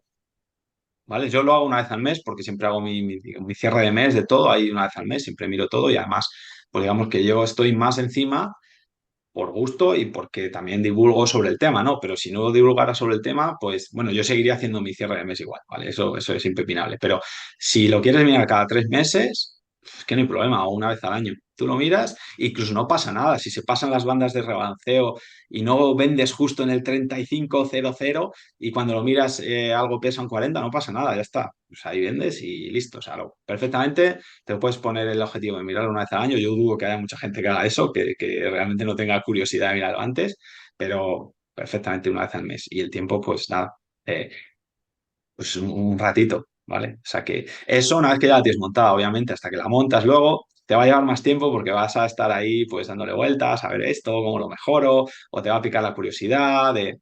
Siempre hay más cosas, pero digamos que es por gusto. Si tú una vez lo tienes hecho, ya estás cómodo, es que no tienes que mirar prácticamente nada. Genial, pues me ha parecido súper interesante y en mi caso particular me cuadra mucho con la idea de la pasividad, esa que yo buscaba, que de hecho en los dividendos veía la pega de, oye, yo sé que pueden variar estas empresas, pueden variar sus políticas de dividendos, de distribución de dividendos. Si tengo una cartera además diversificada, incorporo muchas empresas ahí. Bueno, esto suman horas al final, ¿no? Hacer un seguimiento y estar activo y no me puedo despistar y tengo que estar encima. Entonces, bueno. Eso lo reduzco, con lo cual me gusta mucho. Así que yo en mi caso prefiero, y en la dirección de buscando esa pasividad, prefiero asumir el coste ese de los 0,7, bueno, o por ahí, ¿no? Seguramente van variando esas comisiones y la mayoría de estos fondos lo que buscan, no sé si el movimiento ese de unir los dos fondos lo que buscaba era ganar volumen y poder reducir un poco las comisiones, pero intuyo que puede ser que parte vaya por ahí y todos estos fondos lo que buscan cada vez es a mayor volumen, pues intentar reducir las comisiones, así que imagino que estarán cada vez pues con esa tendencia a la baja. Voy a investigar esa opción. En mi caso me voy a quedar con esa alternativa, pero sin duda la que has comentado, pues oye, pues tampoco parece que lleve mucho trabajo y gestionar ese rebalanceo. La única duda que tengo es si tiene sentido aquí hacer DCA, o sea, ir haciendo aportaciones periódicas de manera recurrente, como podríamos hacer en un fondo indexado en el que, oye, no pretendemos adivinar lo que va a ocurrir, o en esta cartera, como al final tenemos una pata en la que siempre va a ir mal, otra que irá mejor en cualquier escenario, no tiene tanto sentido hacer aportaciones periódicas. Eh, lo que te decía, como la volatilidad esperada es menor, es más fácil poder entrar con una gran cantidad al principio. De hecho, puedes hacer un poco de DCA, a lo mejor si tienes una cantidad X, ¿no? Metes el 50% al principio y luego durante 6 meses, un año, pues vas repartiendo lo siguiente. Más que nada porque siempre puedes tener mala suerte y que hay una bajada justo después de que entres y eso sienta bastante mal. Entonces, si te queda algo de capital para ir metiéndolo, pues bueno, te va a hacer sentir un poco mejor. Al final, pues estadísticamente, si tú miras a largo plazo, como la tendencia siempre a la larga es subir, pues siempre lo ideal es entrar con todo cuanto antes, ¿no? Pero luego psicológicamente sí que nos ayuda un poco repartirlo. Pero yo creo que con la cartera permanente no hace falta repartirlo en más de, incluso aunque sean sumas muy grandes, a más de un año, 2 años máximo y ya está. El DCA, pues bueno, a ver, siempre va a suavizar un poco la volatilidad, pero se nota poco cuando ya la cantidad que tienes invertida es grande con respecto a las nuevas aportaciones son pequeñas, el DCA ya no sirve de nada. O sea, también eso es un poco de de autoengaño a veces, ¿no? Y que parece que se soluciona todo con el LCA y no, cuando las cantidades son pequeñas sí, pero cuando el principal es 1 millón, si tú aportas 200 euros al mes, pues es que no te va a suavizar nada que te haya bajado un 50%, ¿vale? Entonces, la cartera permanente es todavía menos importante, ¿vale? Tener que hacer DCA. Puedes ir con Genial. todo. Sí, sí, de hecho intuía, entonces también para planificar un poco la estrategia. Y la última pregunta que te quería hacer relacionada con todo esto es la diferencia que habría entre la cartera permanente, perdón, y la cartera All Weather de Ray Dalio, que es una cartera que también he leído alguna vez sobre ella y que creo que tiene ciertas similitudes, pero que no son exactamente iguales, ¿no? Sí, al final las dos se basan en los mismos principios de risk parity, ¿no? O sea, en realidad lo llama risk parity, ¿no? De poner, balancear la cantidad de riesgo que asumes en cada uno de los activos que tienes. Lo que pasa que Ray Dalio, pues bueno, hace ahí un análisis un poco más complejo y los pesos son bastante más heterogéneos, no es tan sencillo como 25% a cada cosa y ya está. Y bueno, al final a ver, las bases son similares, lo mismo que te decía con otras carteras de Portfolio Charts, ahí tienes más configuraciones de activos y demás. Esta es simplemente una más. La idea, me gusta más eso que centrarte únicamente en un único activo, por lo menos estás diversificando en otros activos. Lo que no, a mí, yo por ejemplo, para mí no es una elección. La All Weather, primero, es más volátil que la cartera permanente, rentabilidad esperada un poquito mayor, pero también más volátil, con lo cual yo prefería un poco menos de volatilidad. Y luego no tiene tanta bibliografía detrás, tanta comunidad y demás. Digamos que eso, Harry Brown se tiró 20 y pico años escribiendo sobre esto, con un programa de radio, recibiendo preguntas, digamos, puliendo el tema. Luego hay comunidad, hay foros, ahora mismo en España también hay un grupo bastante activo, ¿no? Y en el que puedes compartir cosas que van saliendo, ideas, opciones, se discuten cosas. En cambio, la cartera permanente, la cartera de algo de Ray Dalio, simplemente fue una entrevista de Tony Robbins o en el libro. Ahí comenta un poco en qué se basa su fondo, que pues, su fondo además es privado, o sea, él no te va a compartir en tiempo real. Da esta idea de cartera y ya está. O sea, lo suelta ahí y listo, ¿no? Entonces, ni está tan seguido, ni está tan pulido, ni hay alguien detrás ahí que se haya implicado, digamos, su labor vital sea divulgar eso y trabajar sobre eso y demás, ni hay comunidad. Entonces, yo todo esto lo veo partes negativas, pero bueno, que si se ven las características y a alguien le gusta, pues también es una manera pues válida de invertir, no es que esté mal. Genial, Jesús. Oye, pues súper interesante el tema de la cartera. Seguro que mucha gente estará planteándose, ¿no? Si diversificar parte de sus ingresos o de su patrimonio en estas opciones. Te quería preguntar a ti si pudieses empezar hoy de nuevo, ¿qué es lo que harías distinto y cuál ha sido tu mayor error de inversión? Pues sabes, yo sobre todo empezaría antes. Porque, bueno, al final errores vas a cometer, pero cuanto antes empieces, mejor, porque el camino es el que es. Y luego, cuanto antes empieces, los errores de inversión son caros siempre, pero si empiezas antes, normalmente empiezas con menos dinero y en el contexto de las cosas te han salido mucho más baratos. Si empiezas más tarde, pues el palo va a ser más gordo. Entonces, eso me parece lo principal. Entonces, hoy mucho mejor que ayer y bueno, mejor que mañana, ¿no? Entonces, cuanto antes, mejor. Y luego, error. Pues yo creo que, a ver, ojalá hubiera empezado antes con la cartera permanente o con algo más pasivo, incluso a lo mejor incluso una cartera Google, pero ojalá hubiera tirado por ahí porque creo que también me hizo perder bastante tiempo el tema bueno, de las empresas, de los dividendos y demás. Y ya no tanto, o sea, gané dinero, pero gané menos de lo que que habría ganado si hubiera invertido de otra manera. Y sobre todo, perdí mucho tiempo a la hora de entrar, porque claro, como iba con miedo, porque como tienes que ir empezando analizando empresas, vas poco a poco, ahora compro esta, ahora compro la otra, ahora no sé qué, digamos que el proceso de entrada aparte que es complejo, es muy lento, porque no puedes ir con todo, no, porque sería una temeridad, de hecho, menos mal, ¿no? Que no fui ahí con todo, pero claro, en ese tiempo mucho de mi patrimonio se quedaba o estaba en liquidez, entonces eso que no estaba rentando, entonces yo creo que con una cartera que hubiera podido entrar con una gran cantidad de patrimonio o mucho más rápido, hubiera sido mucho más interesante porque había estado más invertido. Entonces, creo que eso, dentro de no ser lo peor, no caer en trading y todas estas cosas, yo no, quizá por lo que tú comentabas, perdiste más tiempo por ahí, entonces me salté varias fases. pero bueno, me quedé un paso de la que yo creo que ya es la idea, ¿no? Entonces, eso es un error entre comillas, ¿no? Pero hubiera sido mucho mejor hacerlo de esta otra manera. Genial, Jesús. Vamos llegando al final de la primera parte de la entrevista. Yo creo que has dado información súper valiosa y que será súper útil. Me gustaría preguntarte, al principio has dicho que viajabas mucho y me gustaría preguntarte cuántos países has visitado y no sé si, seguro que con todos estos viajes habrás vivido pues experiencias de todo tipo. No sé si nos puedes contar alguna anécdota que te haya ocurrido. Pues bueno, países, hay muchas maneras de contar lo de los países también, porque no hay una sola, ¿no? Pero bueno, en países de la ONU, que creo que llevo 55, ¿no? 55 países, ahí se quedan fuera Taiwán, por ejemplo, la ONU no lo considera país, o el Vaticano tampoco lo considera país, entonces eso se quedan fuera que también está. Entonces, si se cuenta por ahí, pues alguno más.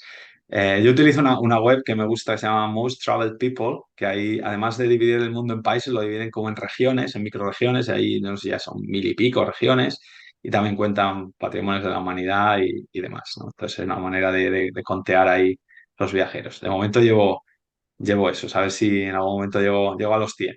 Mi objetivo es llegar algún día a los 100, Genial. pero bueno, con calma. Últimamente, la verdad que estoy visitando pocos países nuevos, casi que estoy más repitiendo países que visitando países nuevos. ¿Y algún viaje próximamente, en los próximos meses, tienes planificado algo? No tengo pensado todavía. Yo creo que ya ahí después, cuando de cara al invierno, haré otra vez, me iré por ahí, pero no tengo decidido, la verdad, todavía dónde ir, si me iré hacia Asia, Sudamérica o ya veré. Ahora he llegado hace poco, entonces no estoy pensando en eso todavía. Pero bueno, no sé, ya veremos, ya veremos. O también me gustaría visitar la zona de Kazajstán, los Tanes, hacer ahí como un circuito por ahí de unos cuantos meses. Pero bueno, lo tengo que planificar también. Me gusta esto, que haya un poco de tiempo para pensarlo, saborearlo y crear las ganas, ¿no? de ir a un sitio concreto. Y anécdota, pues bueno, a ver, tengo muchas, pero luego me doy cuenta que la mayoría son o cuando he hecho autostop o cuando he hecho couchsurfing, ¿no? Quedarme en casas de gente, al final, la verdad es que es donde surgen las anécdotas más interesantes. Y bueno, una muy interesante, de hecho, fue el primer día que hice autostop, que fue en Mongolia, o sea, nada menos que en Mongolia. Nos juntamos ahí un grupo que estábamos ahí en el hostel y bueno, éramos dos chicos y dos chicas, y un chico era el que ya había hecho autostop y nos animó a todos, y venga, vamos a hacer autostop desde Ulan Bator hasta Karakorum, que Ulan Bator es la capital actual, Karakorum era la capital cuando Gengis Khan, ¿no? Estaba ahí gobernando, y queríamos ir ahí pues para irnos va y muy bonito y tal. Y dijimos, bueno, pues vamos haciendo autostop y tal. El chico este llevaba una tienda de campaña también y incluso, bueno, toda aventura absoluta. Y nada, bueno, el primer coche que nos subimos, pues nada, una familia con sus dos hijos, y éramos cuatro, con todas nuestras mochilas, encima llevábamos sacos de dormir cada uno que habíamos comprado, o sea, un montón de cosas, pues bueno, ahí entramos todos en ese coche, o sea, los niños cogidos, las chicas, atrás íbamos cuatro, es que no sé cómo entraba todo, era como a presión. Y nada, al rato ya nos dice el señor, no, me tenéis que pagar y tal, y ya el chico, el que lideraba en ese caso, que era un coreano americano, dijo, no, nosotros no vamos a pagar, esto es esto. Y nada, nos bajamos ya del coche ahí como pudimos y volvimos a hacer todo esto otra vez. Y ahí nos recogió un camioncito como pick-up y así le insistimos mucho ahí de que, no, que era autostop, que no queríamos pagar y tal. Y Iván dijo, sí, sin problema. Y fuimos ahí las dos chicas y yo en la parte de atrás, ahí con nuestras mochilas y todo, viendo, ya salimos de la ciudad, el otro chico iba adelante hablando con el señor, y cuando paramos nos decía, sí, que de verdad, que va a llevar a no sé dónde y que me está contando cosas muy interesantes y que este no nos quiere cobrar. Más que por el dinero, lo hacíamos un poco porque teóricamente era la idea, ¿no? Hacer autostop sin pagar, ¿no? No queremos un taxi, queremos... Y nada, súper bonito ahí en la parte de atrás del camión, viendo todo el paisaje mongol, ¿no? Súper las planicies ya cuando salimos de la ciudad y todo. Y con eso estuvimos varias horas, y ya cuando se iba haciendo de noche, ya dijo, bueno, ya os voy a dejar por aquí, y el tipo condujo, se salió de la carretera porque ahí es todo llano, condujo como un par de kilómetros en medio de la nada, se paró y dijo, bueno, que me tenéis que pagar la gasolina porque si no os dejo aquí y ya está, os las apañáis para volver a la carretera donde queráis. Y nada, pues le tuvimos que pagar la gasolina al final nos la lió. Y nada, ya nos llevó ahí con un par de carretera y demás, se estaba haciendo de noche, íbamos a acampar allí en lo oscuro, sin saber dónde estaba ni nada. Yo estaba diciendo, madre mía, ahora ya a ver dónde amanecemos aquí, pues no sabemos casi ni dónde estamos.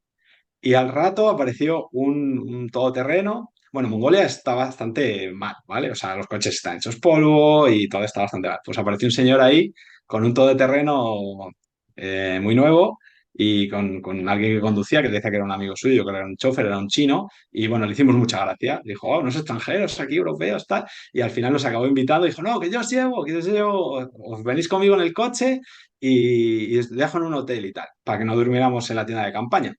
Y dije, bueno, menos mal. Y bueno, el coche súper bien, con calefacción ahí, que bueno, tenía wifi en el coche, todo. Yo creo que era un chino ahí súper rico, que estaría de vacaciones por ahí, por Mongolia. Y nada, nos llevó hasta un hotel y nada, insistió que él nos iba a pagar la habitación. Y nada, nos pagó la habitación para todos. El hotel estaba hecho polvo en medio de la nada. No había ningún cliente, éramos los únicos clientes. Había solo un señor que lo regentaba y las cocineras, dos cocineras mongolas. Y ya está. Ahí dormimos. Cuando nos levantamos por la mañana, el chino se había ido, desapareció, había pagado la habitación. Y nada, ahí desayunamos, nos hicieron el desayuno, las chicas mongolas ahí súper con las mejillas sonrosadas, súper mongolas, súper contentos de tenernos ahí, se hacían fotos con nosotros, bueno, increíble. Y nada, ahí amanecimos, el hotel cuando salimos a la calle estaba en medio de la absoluta nada, o sea, se veía todo campo por todos los lados. Y nada, ese fue mi primer día de stop ever y bueno, creo que es una de estas experiencias que si te pasa la primera vez que haces algo ya dices, bueno, es que esto es lo mejor del mundo. Y nada, bueno, creo que esa es una historia curiosa de viaje. Y más en el grupo, ¿no? Si vais cuatro, seguramente llegasteis a reír mucho ese día y bueno, al final una aventura que te queda para toda la vida. Y Sí, que sí, bueno, total. que es la ventaja, entiendo, de viajar sin unos objetivos, ¿no? Dejándote llevar y bueno, y ir a la aventura, que ocurren estas cosas. Ujú. Genial. Oye, pues súper interesante todo lo que hemos comentado. Llegamos al final de la primera parte de la entrevista. Luego hay ahora tres preguntas rápidas para conocerte un poquito más. No sé si hay algún punto que no hayamos tratado y quieras comentar o vamos a las preguntas estas.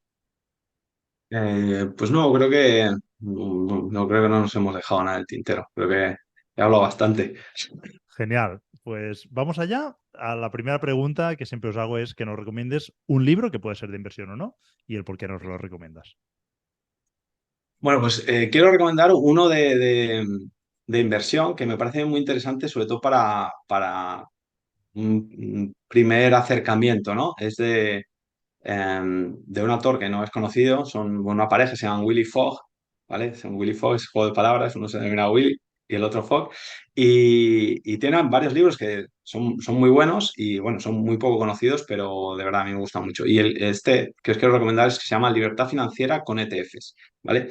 Y me gusta mucho porque hace un análisis muy, a ver, es una persona muy pragmática, muy científica, digamos, en sus escritos y en sus análisis, y hace un análisis muy bueno un poco de la libertad financiera en sí, ¿sabes? Y luego también de las maneras de invertir, y ya no es que solamente te dé una opción, ¿no? De por qué hacerlo con esto, sino que también analiza diversas maneras y un poco te las va descartando y te va dando motivos de por qué no son las mejores opciones, ¿no? Y luego te explica el tema de los ETFs, pues como una manera de unos ladrillos, ¿no? Para construir tu propia estrategia, cómo hacerlo. Y bueno, creo que es muy ameno, está enfocado, es en español, está en castellano, que muchos de estos libros de finanzas muchas veces son por americanos y siempre tienen este sesgo que a veces te rechina un poco, ¿sabes? De las cosas que dicen, porque no lo conoces, no lo entiendes. Y bueno, creo que es eso, muy ameno, muy certero y muy bien escrito. Genial, pues lo buscaremos y lo dejaremos en la descripción del capítulo. La segunda pregunta es que nos digas un grupo de música o un cantante que no pare de sonar en tu cabeza. Pues no soy una persona muy musical, ¿eh? Esto es un poco popular, pero bueno, un grupo que me gusta mucho es Metallica, ¿sabes? Soy bastante de rock, heavy, de metal, y Metallica me gusta mucho también. Y hago conciertos ahí en Barcelona, de hecho creo que tú estás en Barcelona, fui al último que hicieron en Barcelona, y luego me gusta que hacen cosas como siempre son muy innovadores en las cosas que hacen. De hecho, el último disco estuve en Singapur, y pusieron un día en el que lanzaban el nuevo disco en los cines. Entonces yo fui al cine y escuchamos todo digamos, el nuevo disco por anticipado ahí en el cine con otra gente. Y en agosto van a hacer una gira y en agosto van a hacer lo mismo en los cines con el concierto de la gira. Lo van a emitir. Vas a poder ir al cine a ver el concierto de Metallica ahí sentado en tu butaca. Igual no es tan romántico como estar pegando saltos ahí en medio de la pista, pero bueno, ya uno tiene una edad y la verdad que también se agradece este tipo de cosas. Y nada, bueno, me gusta la música y me gusta también que son bastante originales este tipo de iniciativas. Qué bueno, desconocía totalmente esto de que las estrenaban en salas de cine y obviamente, como dices tú, ya con cierta edad, creo que la comodidad de la sala de cine también la puedes agradecer. No hay que hacerle ascos a un buen concierto y pasártelo bien y saltar, pero creo que son dos opciones que las dos pueden ser muy válidas y que seguro que disfrutas. Ujú. Genial. Oye, la última pregunta y aquí totalmente interesada, porque soy un gran fan gastronómico, es que me recomiendes un restaurante que no me pueda perder. Bueno, pues restaurante concreto no te puedo decir, pero sí que te voy a recomendar un tipo de cocina que no sé si a lo mejor lo habrás probado, que es la comida coreana. A mí me encanta la comida coreana, me parece una gran desconocida y bueno, yo la descubrí también en Mongolia, que la comida es horrible, pero en Ulan Bator descubrí de mano de este chico coreano-americano los restaurantes coreanos ahí en Ulan Bator y me encantaron y de hecho después, el siguiente, desde Mongolia me fui a Corea. Estuve recorriendo toda Corea un mes y bueno, ya me terminé de enamorar. O sea, me parece una comida, una gastronomía increíble, que es poco conocida y que normalmente tiene una cosa curiosa que los restaurantes coreanos fuera de Corea suelen ser bastante buenos, porque suelen, como es algo medianamente minoritario, suelen estar hechos por coreanos para coreanos. O sea, y te encuentras, es de los restaurantes que me he encontrado la comida más genuina y parecida a la culinaria original. La mala noticia que tengo para ti es que en Barcelona yo he hecho un research ahí de buscar restaurantes coreanos y no acabé de encontrar ninguno que me terminara de gustar. Entonces, esa labor te la dejo a ti, de probar ahí, buscar ahí en Google Maps, las reviews o como quieras y a ver si encuentras uno bueno y luego pues me lo comentas para que cuando vaya pues podamos ir ahí. Genial, pues creo, si no me falla la memoria, que no he probado la cocina coreana y justo te voy a decir, oye, en Barcelona seguro que hay algún buen restaurante coreano, pero ya veo que la probabilidad es baja. Bueno, si alguien nos escucha y quiere recomendarlo, que lo deje en los comentarios donde lo escuche y así por lo menos nos lo apuntaremos y iremos.